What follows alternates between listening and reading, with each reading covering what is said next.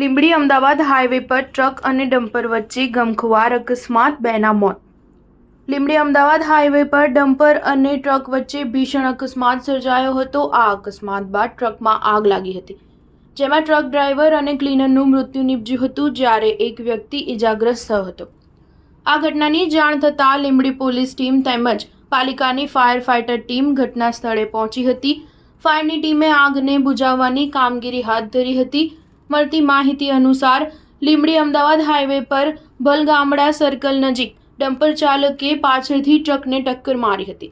ત્યારબાદ ટ્રકમાં ભયાનક આગ લાગી હતી. આ ઘટનાના પગલે હાઈવે પર ભારે ટ્રાફિક જામના દ્રશ્યો સર્જાયા હતા. લીંબડી પાલિકાની ફાયર ફાઇટર ટીમે ઘટના સ્થળે પહોંચી આગને બુઝાવવાની કામગીરી હાથ ધરી હતી. 3 કલાકની ભારે જહેમત બાદ આગ પર કાબૂ મેળવ્યો હતો. સ્ટાર ન્યૂઝ 7 હંમેશા સચ્ચાઈની સાથે.